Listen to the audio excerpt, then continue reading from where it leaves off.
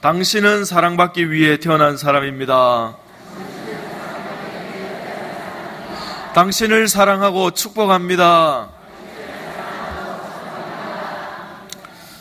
자, 오늘 이제 새가족들 우리 전반기 전도주일 두 번째 날인데요. 그래도 메르스를 무릅쓰고 나와주신 모든 분들에게 너무너무 감사를 드립니다. 우리가 믿는 기독교, 도대체 기독교는 무엇을 믿는가? 이제 이 성경을 이제 선물로 드리면 이제 좋겠지만은, 물론 성경을 선물로 드립니다만은, 이 성경을 읽어서 기독교가 이런 종교구나 하고 요약을 하려 하면 시간이 너무 많이 걸립니다. 그래서 이제 제가 지난번에 가지고 나왔던 이 글 없는 책을 다시 제가 만들어서 가지고 나왔습니다. 조금 더 크게 만들었습니다. 유아틱하지만, 그러나 여러분, 진리는 단순합니다. 복잡한 건 아니에요. 진리는 너무너무 단순하고 유아틱하지만 이 속에 기독교의 핵심 진리가 다 들어져 있습니다. 그래서 한 2, 3분 정도만 들으시면 아하, 교회가, 기독교가 이렇게 돌아가는구나 하는 것을 여러분이 충분히 아실 수 있으리라 그렇게 생각을 합니다. 제가 여러분들에게 굉장히 어려운 질문을 한번 드려보겠습니다. 자, 이 무슨 색깔입니까? 예, 노란색이죠. 노란색. 노란색은 천국을 상징합니다. 여러분, 천국의 보도블럭이 황금으로 되어져 있습니다. 어떤 사람이 이제 죽을 날이 임박해서 하나님께 기도했습니다. 하나님, 제가 이 땅에서 이루어 놓은 것들이 많이 있습니다. 학문도 있고 또 업적도 있고 많이 있는데 딱 한 가지만 좀 가져갈 수 있게 해주십시오. 그렇게 하나님께 간절히 부탁했어요. 그런데 하나님이 좋다, 딱 한 가지만 가지고 천국에 들어올 수 있도록 해주겠다 했어요. 그 사람이 자기의 전 가산을, 재산을 다 팔아서 이제 골드바로 만들었어요. 금괴를 만든 거죠. 골드바를 만들어서 그것을 배낭에 짊어지고 힘겹게 천국에 들어갔습니다. 그런데 천국 문 앞에 베드로 사도께서 지키고 계셨어요. 그 사람이 배낭을 메고 딱 들어가려 하는데 문을 딱 잡고 당신 가방에 뭐 들었습니까? 그렇게 물었어요. 그 사람이 하나님이 딱 한 가지만 가져가도 된다고 허락을 해주셔서 제 모든 재산을 다 정리를 해서 골드바를 만들어서 제가 배낭에 짊어지고 왔습니다. 너무너무 무거웠어요. 그렇게 이야기했습니다. 그때 베드로 사도께서 이런 말씀을 하셨습니다. 천국 문을 활짝 열면서 야, 이 사람아, 천국 보도블럭이 황금이야. 뭐하러 그 무거운 거를 배낭에 짊어 이렇게 와서 미련하게, 그렇게 말씀했다고 합니다. 여러분, 하나님께서 천국을 만드시고요, 저와 여러분을 너무너무 사랑하셔서 천국에서 영원히 함께 살기를 원하시는 줄로 믿습니다. 그런데요, 저와 여러분이 천국에 가지 못하도록 막는 것이 한 가지 있습니다. 자, 여러분, 이게 무슨 색깔입니까? 검정색이죠. 검정색은 우리의 죄를 상징합니다. 성경에 죄 없는 사람은 아무도 없다, 그렇게 말씀하죠.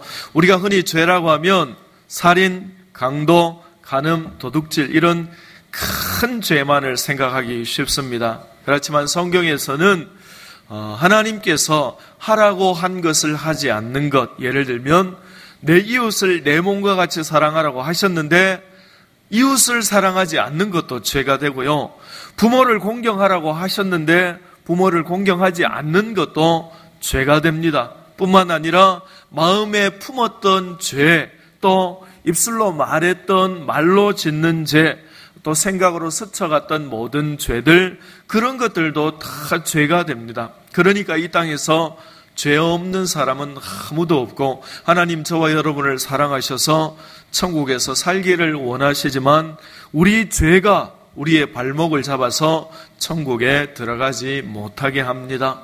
그래서 하나님께서 저와 여러분을 너무너무 사랑하셔서 해결책을 하나 마련해 주셨습니다. 자, 여러분이 무슨 색입니까? 빨간색이죠. 빨간색. 빨간색은 죄 없으신 하나님의 아들 예수님께서 우리 죄를 대신 짊어지시고 십자가에서 죽으신 것을 상징합니다. 예수님은 하나님의 아들이십니다.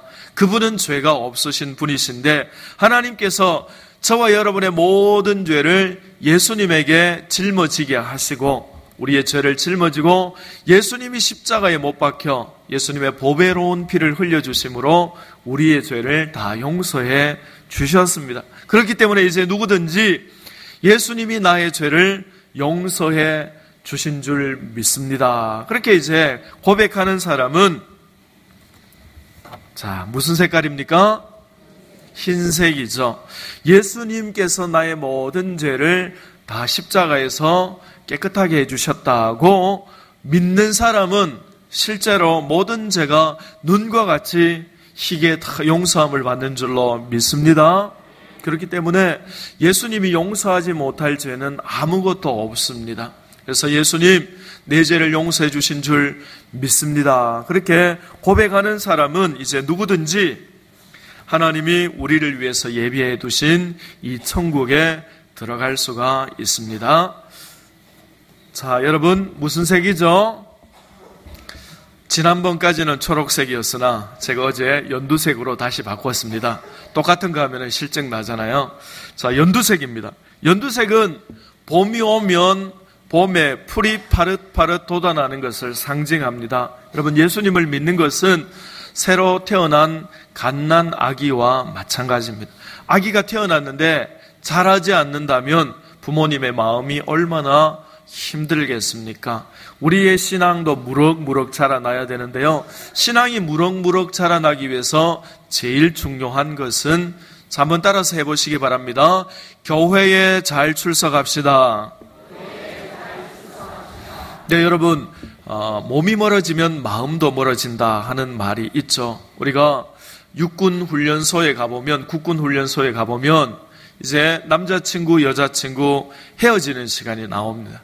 헤어지는 시간에 여자친구가 눈물을 툭툭 흘리죠. 닭똥 같은 눈물을 흘리면서 이제 남자친구하고 헤어지는 거 너무너무 힘들어하고 몸 건강하라고 그렇게 이제 이별의 슬픈 눈물을 흘립니다. 그런데 여러분, 자, 우리 여성분들 그 눈물의 유효기간이 얼마나 갈까요? 자, 한번 따라서 해보시기 바랍니다. 길면 1년, 짧으면 6개월. 이건 저의 소중한 경험입니다. 여러분, 소중한 경험인데요.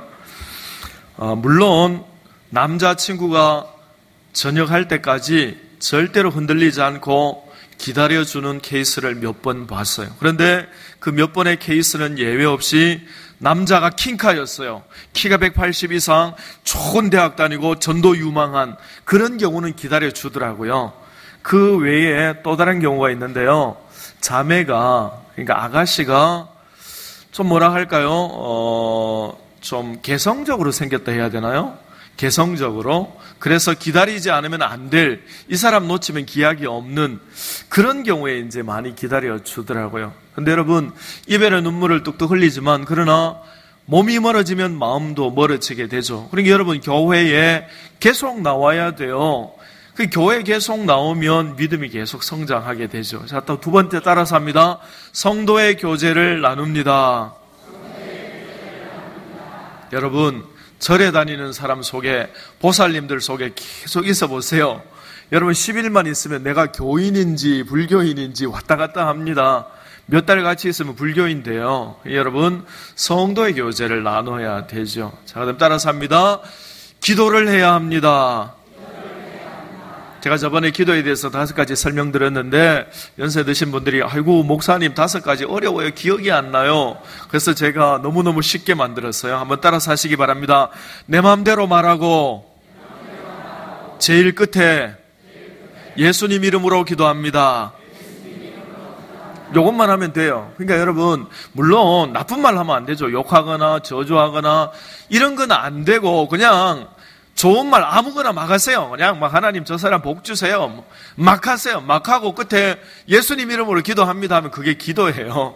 그래서 여러분 기도를 많이 해야 기도는 영혼의 호흡이기 때문에 신앙이 점점 자라나게 됩니다. 그리고 마지막으로 자 따라서 합니다. 성경을 읽어야 합니다.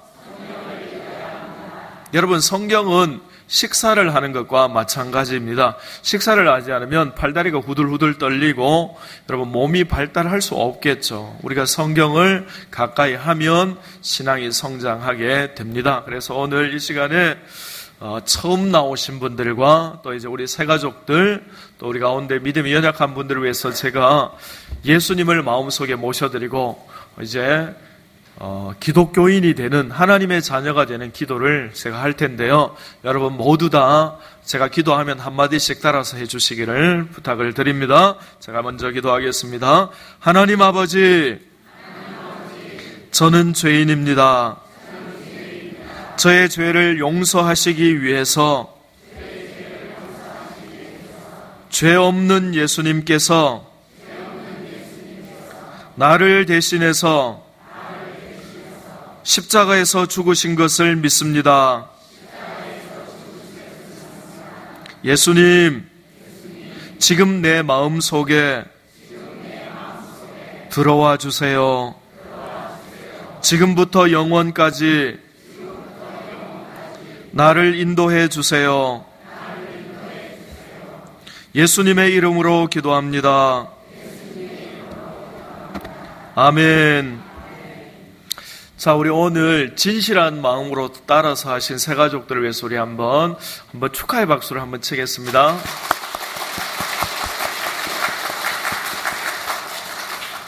자, 원래 예배 시간에는 사람을 위해서 박수를 치지는 않습니다만은 그러나 천국에서 지금 잔치 벌이는데 우리가 박수 못 칠 일이 뭐가 있겠습니까? 그래서 제가 쳤고요. 자, 우리 한 번 더 옆 사람과 인사하겠습니다. 말씀의 은혜 받읍시다. 자, 가나안 농군학교를 설립하신 김용기 장로님 아시는 분들이 많이 있으리라 그렇게 생각합니다. 우리 김용기 장로님께서는요 정말 나라와 민족을 정말 사랑하는 분이었습니다. 나라를 위해서, 민족을 위해서 아마 가장 많이 기도하신 분이 아닐까 그렇게 생각을 합니다. 그래서 전쟁 직후에 6.25 직후에 우리 민족을 어떻게 하면, 우리나라를 어떻게 하면 좀 회복시킬 수 있을까 하고 이제 기독교 세계관에 입각한 근면성실한 인재를 만들기 위해서 가나안 농군학교를 경기도에 만드셨습니다.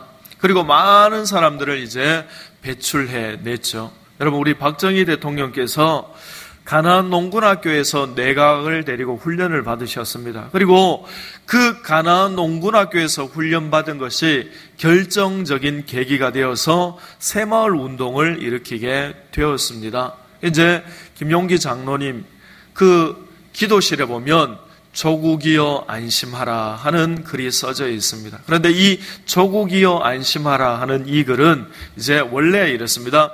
조국이여 안심하라, 내가 너를 위해서 기도하고 있다. 이 말을 줄여서 준말로 그냥 자기 기도실 앞에 조국이여 안심하라 그렇게 적어 놓았습니다. 정말 나라를 위해서 하나님 이 나라 이 민족 사랑해 주십시오. 회복시켜 주십시오. 너무너무 간절하게 기도하시고 기도가 끝나면은 이렇게 두 팔을 팔짝 펼치면서 조국이여 안심하라. 내가 너를 위해서 기도하고 있다. 그렇게 이제 그분께서 외쳤다. 그렇게 말씀합니다. 요즘 우리나라를 힘들게 하는 두 가지가 있죠. 하나는 메르스, 하나는 가뭄. 어제 비가 조금 오기는 했습니다만은 그러나 가뭄을 해결하기에는 턱없이 부족하다. 이제 그렇게 이야기를 합니다. 여러분, 메르스 때문에 많은 사람들이 좀 혼란스러워하고 있습니다. 경기도 지역이나 서울 지역에는 전쟁터를 방불케 합니다. 사람들이 너무너무 힘들어해요. 그리고 이제 그 메르스 때문에 우리나라 경제 성장률 3% 후반대 이제 4%까지 잡았다가 다시 2%대로 이제 2%대를 넘지 못한다 하고 이제 경제 성장률을 낮췄습니다. 근데 여러분, 북한에는 100년 만에 오는 가뭄이라 해서 너무너무 힘들어하고 있습니다. 제가 성경을 찾아봤습니다. 성경에 예전에는 이제 연병 이렇게 많이 기록이 되어져 있었는데요. 개역 개정판으로 오면서 전염병하고 이제 연병 이렇게 해석이 굉장히 꼼꼼하게 되어졌습니다. 전염병과 연병이라는 것을 찾아보니까 55번 나옵니다. 57번 정확하게 나옵니다. 57번. 그리고 가뭄이라는 말과 기근이라는 말을 찾아보니까 73번이 정확하게 나옵니다. 그러니까 여러분 합치면 130번 되죠. 그런데 전염병이라는 말 그리고 또 가뭄이라는 말 합쳐서 130번인데요. 그런데 그 성경을 다 이렇게 찾아보니까 한 가지 공통점이 있습니다. 그게 뭔가 하면 전염병과 가뭄은 하나님이 보냈다는 겁니다. 여러분 오늘 집에 가셔서 인터넷으로 성경을 검색 한번 해보십시오. 또 스마트폰으로 이제 어플이 좋으니까 검색을 많이 하실 수 있죠. 한번 전염병, 연병, 가뭄, 기근 한번 검색해 보십시오. 130번 나옵니다. 합쳐서. 그리고 그 130번에 한 번도 예외 없이 전부 다 하나님이 보냈다 그렇게 말씀합니다. 전염병, 연병 다 하나님이 보냈습니다. 그리고 기근, 가뭄 다 하나님이 보내셨다. 성경에 정확하게 그렇게 말씀하고 있습니다. 그러니까 우리나라에 메르스가 온 거, 우리나라에 가뭄이 온 거 우연히 온 게 아니에요. 하나님은 어떤 하나님의 특별한 계획을 가지고 하나님의 특별한 섭리를 따라서 우리나라에 메르스와 가뭄을 보내신 줄로 저는 굳게 믿고 있습니다. 여러분, 그리고 또 한번 찾아보았습니다. 그러면 도대체 하나님께서 왜 이 전염병과 가뭄을 보내셨는가? 성경에서는 왜 보내셨는가 하고 찾아보았습니다. 여러분들도 한번 찾아보시면 참 좋을 텐데요. 찾아보니까 예외 없이 130번 전부 다 회개하라는 하나님의 메시지를 담아서 전염병도 보내고 가뭄도 보냈다. 그렇게 말씀합니다. 물론 회개하라, 이 회개라는 단어가 안 들어간 부분도 굉장히 많습니다만은 그냥 돌아오라, 뉘우쳐라. 여러분 돌아오라, 뉘우쳐라 그게 회개잖아요. 그러니까 단어는 조금씩 다를 수 있지만 이 130번 예외 없이 다 돌아오라, 뉘우치라, 회개하라 하는 하나님의 음성을 담아서 하나님의 메시지를 담아서 이제 하나님이 전염병도 보내고 하나님께서 가뭄도 보냈다. 성경에 그렇게 말씀합니다. 그런데 여러분, 하나님은 저와 여러분이 섬기는 하나님은 지극히 인격적이신 분이신 줄로 믿습니다. 여러분, 인격적이라는 말은 대화가 통한다 하는 말입니다. 그러니까 대화로 해결하는 걸 인격적이라 그렇게 이야기하죠. 서로 간에 좀 불편한 게 있고 좀 갈등이 있어도 이제 서로 간에 이제 대화를 통해서 해결할 때 그때 그것을 인격적인 관계라 이제 그렇게 이제 말합니다. 하나님은 지극히 인격적인 분이시죠. 그래서 저와 여러분에게 또 이 나라에게 여러 가지 하나님의 메시지를 계속해서 말씀하신다고 저는 믿고 있습니다. 그런데 여러분, 이 대화라는 것은 혼자 하는 게 아닙니다. 혼자 말하는 것은요, 독백이죠. 혼자 말하는 게 독백이고 대화는 상대방이 들어줘야 됩니다. 그래서 내가 말하면 듣고 상대방이 또 내게 말하고 그래서 주거니 받거니 하는 걸 대화라고 합니다. 그런데 하나님이 이제 말씀을 하시는 겁니다. 그런데 하나님의 백성이 그걸 듣지 않는다면, 들어주지 않는다면 또 영안이 어두워서 하나님의 음성을 분별해내지 못하고 말을 해줘도 알아듣지 못한다면 이제 그때부터 인격적인 관계에 이제 어떤 조금의 문제가 발생하게 됩니다. 그래서 하나님께서 지극히 인격적이신 하나님께서 계속해서 대화를 시도하시다가 안 되면 이제 하나님께서 지극히 인격적이신 하나님께서 비인격적으로 조금 바뀌십니다. 그래서 하나님께서 이제 어떤 특단의 조치라 할까요? 하나님께서 이제 전염병이나 가뭄 이런 것들을 보내서 이제 어려움을 주시는 거죠. 그래서 사람이 어려움을 겪게 되면 이제 좀 숙연해지잖아요.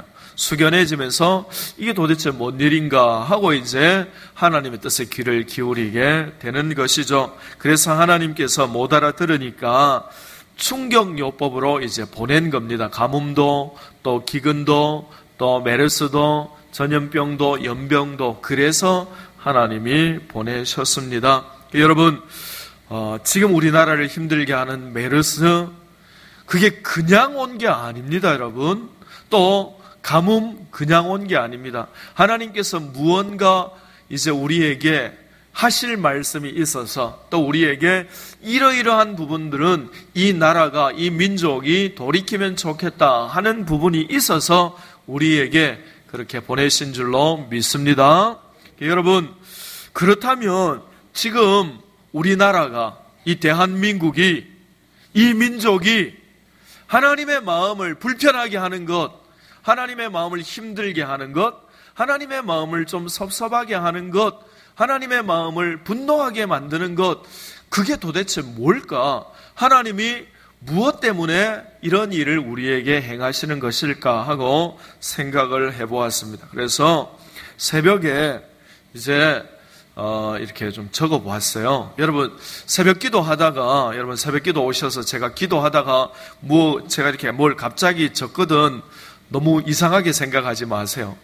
제가 낙사하고 그런 게 아니라 막 기도하다가 제 나름대로 이거 하나님 감동이다 하면 그걸 막 적어요. 적고 또 하나님 도와주세요, 하나님 도와주세요 하다가 떠오르는 아이디어를 막 적습니다. 여러분, 막 적으니까요, 이제 분량이 너무 많아졌어요. 아이고, 이것도 하나님 앞에 회개해야 되고, 아이고, 이것도 하나님 앞에 회개해야 되고.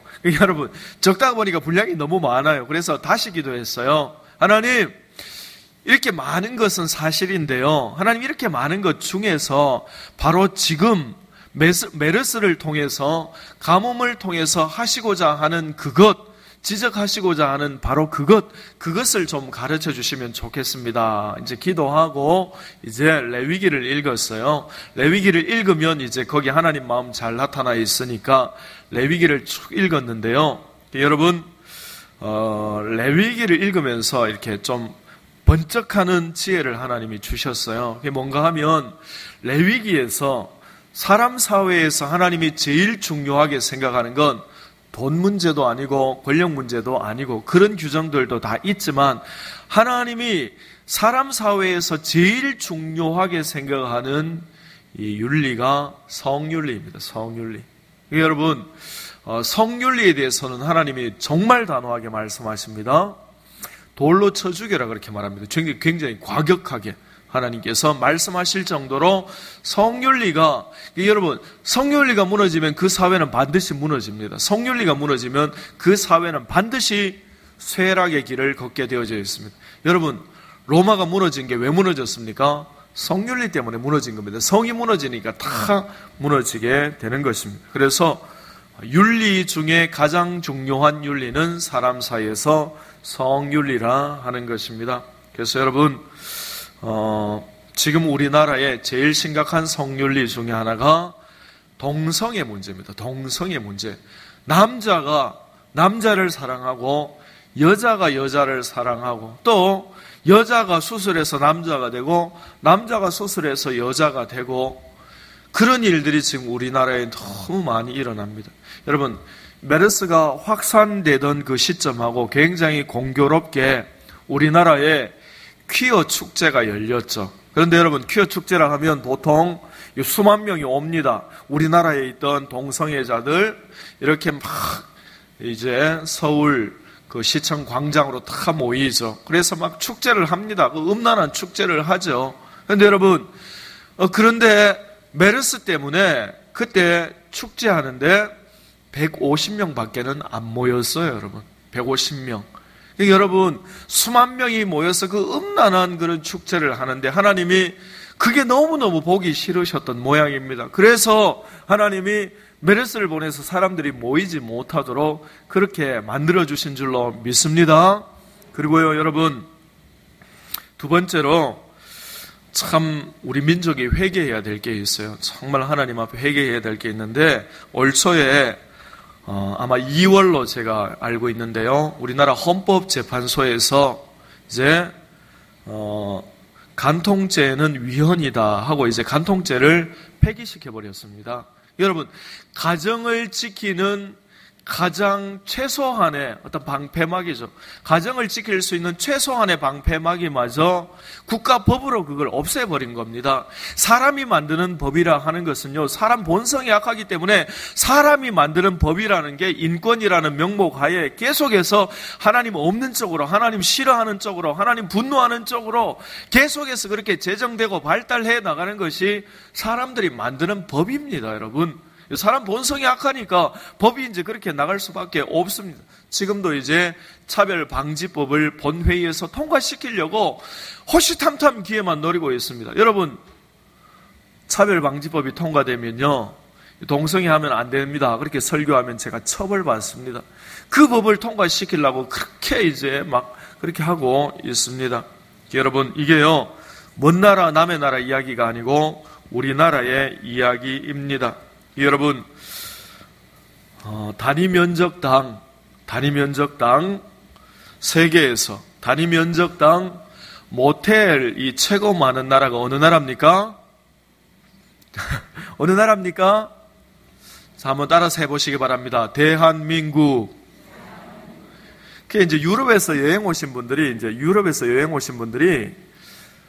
한국에 모텔과 여관이 너무 많아요. 그래서 그분들의 해석이 이겁니다. 아하, 한국 사람들은 여행을 좋아하는 민족이구나. 여행이 발달한 나라구나. 그래서 이제 조금만 여행을 가도 돌아오지 않고 거기서 이제 여장을 풀고 쉬면서 그 지역을 여행하고 실제로 여러분, 여행 문화가 발달한 나라는 이렇게 숙박시설들이 많이 있습니다. 그런데 여러분, 서울에서 KTX 타고 부산까지, 우리나라를 가로질러서 끝에 있는 부산까지 2시간 40분밖에 안 걸립니다. 그런데 그 시간도 많다고 2시간 20분으로 이제 단축시킨다고 합니다. 여러분, 대구에 있다가 이제 서울로 취업해 간 청년이 비가 부슬부슬 오고 하면은 이제 그 동대구역 옆에 평화시장에 그 닭똥집 튀김 생각나네. 그래가지고 여러분, 생각나면 먹으러 와요. KTX 타고 1시간 50분밖에 안 걸리니까 와가지고 평화시장 가서 그거 시켜 먹고 또 이렇게 좀 포장해가지고 이제 또 KTX 타고 올라가고 왔다 갔다 하는데 여러분, 시간 얼마 안 걸려요. 여러분, 우리나라는 땅이 좁아요. 그런데 이 이렇게 좁은 땅에 무언 단위 면적당 모텔이 이렇게 많아요, 여러분. 그래가지고 하나님도 참 마음이 불편하실 것 같아요. 그래서 그 모텔을 보면서 그 죄를 짓는 헛된 사람들을 보면서 저것들 불을 내려가지고 그냥 막 확 태워버려야 되는데 그래 하려고 하다가 또 이쪽 보니까 교회에서 주여 이 민족의 죄를 용서하옵소서 이래 하니까 또 그러지도 못해. 저 보면 막 불을 확 내가 태워버려야 되는데 여또 뭐 눈물로 회개하고 그래가지고 하나님 눈이 사시가 됐어요. 여러분, 하나님 마음 얼마나 불편하시겠어요. 그러니까 여러분, 이런 것도요, 우리가 이민족의 죄를 품고 회개를 해야 됩니다. 그리고 정말 이거 좀 불편할 수 있는 이야기인데요. 우리나라에요, 낙태가 너무 많아요. 세계에서 제일 많이 하는 데는 중국이고요. 그 다음에 우리나라인 줄로 제가 알고 있습니다. 성문화하고 낙태하고 다 이렇게 연결이 돼 있어요. 우리나라에서 공식적으로 낙태 해마다 낙태를 얼마나 많이 하는가? 그게 이제 2004년도에 보건복지부에서 조사했습니다. 34만 건입니다. 그런데 밝혀지지 않은 것까지 치면 전문가들은 보통 45만 건 정도 된다고 봅니다. 그런데 여러분, 우리나라에 1년에 태어나는 신생아 수가 45만 명입니다. 그런데 정확하게 45만 명 정도가 빛을 보지 못하고 죽어갑니다. 여러분, 유대인 600만 학살이 문제가 아니에요. 해마다 50만에 가까운 아이들이 햇볕을 보지 못하고 죽어가고 있습니다. 여러분, 이런 일들이 우리나라에 일어나게 있죠. 참 마음 불편한 이야기입니다. 그게 먼 나라, 남의 나라, 딴 나라 이야기가 아니고 지금 우리가 발을 디디고 있는 우리나라 이야기입니다, 여러분. 우리나라 이야기. 저는 우리 민족이 하나님 앞에 이 죄를 뒷감당 어떻게 하려고 이런 죄를 짓나. 이렇게 짓고도 아무 일 없는 게 참 신기하다. 그렇게 생각합니다. 제가 2주 전에 샌 안드레아스라는 영화를 보았습니다. 이제 그 샌프란시스코하고 그 판들에 지진이 일어나는 영화였는데요. 그 영화를 보고 너무너무 무서웠어요. 지진이 일어나니까요. 그냥 건물이 그냥 주저앉아 버리는 거예요. 건물이 막 주저앉아 버려요. 여러분, 우리나라도 이제 지진의 안전지대가 아니다. 그렇게 이제 지진 학자들이 다 그렇게 주장합니다. 그런데 우리나라에 굉장히 많은 아파트들이 내진 설계가 안 돼 있어요. 그래가지고 우리나라에 한 7 정도의 지진이 와서 1분만 흔들어 버리면 아비규환이 됩니다. 아비규환. 그래가지고 샌 안드레아스 그 영화 보고 오면서 하나님 앞에 기도했습니다. 주여, 강나루 타운은 안전하게 하옵소서. 무섭더라고요. 그래가지고 여보, 6층에서 만일 지진이 난다면 우리가 약간 흔들릴 때 빨리 뛰어내려가면 괜찮겠지? 여러분, 제가 대학교 때요, 지진을 경험했어요. 지진 2번 경험했는데요. 한 번은 단기 선교 가서 경험했고요. 한 번은 경산에 자취방에 이렇게 누워 있는데요. 지진이 그냥 살짝 왔겠죠. 그런데 여러분, 지진이 얼마나 무서운지 그때 알았어요. 지진이 와서 이게 살짝 흔들었는데 이 집이요, 그냥 종이 박스처럼 사과 괴짝처럼 막 흔들리는 거예요. 조금만 더 흔들리면 주저앉겠죠, 그냥 대들보가. 그래서 그때 너무너무 무서웠어요. 조금 흔들리는데도 집이 종이장처럼 흔들려요. 한 번은 단기 선교 갔을 때 2층에 자고 있었어요. 교회에 자고 있는데 흔들리는 거예요. 흔들리는데 팍 들리는데 이 누워있는 장의자가 막 들썩들썩거리는 거예요. 그래서 조금만 더 흔들어버리면 주저앉아 버리겠더라고요. 그래가지고 자는 애들, 여러분, 청년부들은 그게 참 감각이 둔해요. 막 고나게 자더라고. 애들을 막 깨웠어요. 일나라, 지진 났다, 일나라. 이래가지고 애들 깨워가지고 탈출한 적이 있어요. 여러분, 정말 우리나라가 하나님 앞에 하나님 마음을 불편하게 했던 민족이다. 그런 생각이 듭니다. 그런데요, 그러면 메르스도 오고 그 다음에 가뭄도 오고 저는 하나님이 그래서 보냈다, 그렇게 확신하고 있습니다. 그러면 이제 저와 여러분은 어떻게 해야 됩니까? 불신자들에게는 소망이 없어요. 불신자는 누가 그냥 우연히 중동에 갔다가 중동에 그냥 사업차, 비즈니스차 나갔다가 거기서 얼마 들어와서 그 한 사람 때문에 이렇게 됐다고 생각합니다. 그거는 여러분 외형적으로 보이는 것이겠죠. 그리고 비가 안 오는 것도 그냥 우연히 그렇게 됐다, 그렇게 생각하고 있습니다. 그러니까 불신자들에게는 희망이 없어요. 또 다른 종교인들에게도 희망이 없어요. 열심히 기도해도 그냥 사람의 손으로 만든 수공물이기 때문에 응답하거나 도와줄 수 있는 능력이 없다고요. 그러면 유일한 소망, 이 민족의 이 나라의 유일한 소망, 그게 뭡니까? 저와 여러분입니다. 하나님께서 에스겔 선지자에게 이렇게 말씀하셨어요. 우리가 성경 구절 한번 같이 읽어보면 좋겠습니다. 자, 같이 읽겠습니다. 이 땅을 위하여 성을 쌓으며 성 무너진 데를 막아서서 나로 하여금 멸하지 못하게 할 사람을 내가 그 가운데서 찾다가 찾지 못하였으므로 내가 내 분노를 그들 위에 쏟으며 내 진노의 불로 멸하여 그들 행위대로 그들 머리에 보응하였느니라. 아멘. 예. 하나님께서 에스겔 선지자에게 뭐라고 말씀하십니까? 성 무너진 데를 막아서서, 하나님이 지금 이 성을 멸망시키려 하는 거예요. 예루살렘을 멸망시키려 하는데 그 성 무너진 데를 막아서서 하나님 안 됩니다, 이 민족을 살려주십시오, 하나님 안 됩니다, 이 나라를 살려주십시오 라고 하는 그 중보 기도하는 의인 한 사람을 발견하지 못해서 하나님 지금 마음이 너무너무 아파서 그 의인 한 사람을 찾지 못해서 지금 멸망시켰다, 그렇게 말씀합니다. 여러분, 이 나라의 소망, 이 나라의 비전, 이 나라의 소망, 유일한 소망, 이 민족의 유일한 소망이 누구입니까? 예수 그리스도를 믿는 저와 여러분이 이 나라의 유일한 희망이고 유일한 소망인 줄 믿습니다.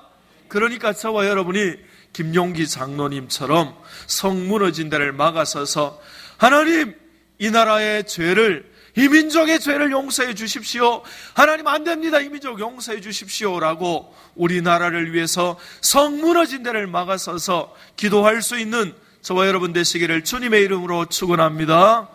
기도하겠습니다. 기도하실 때요, 오늘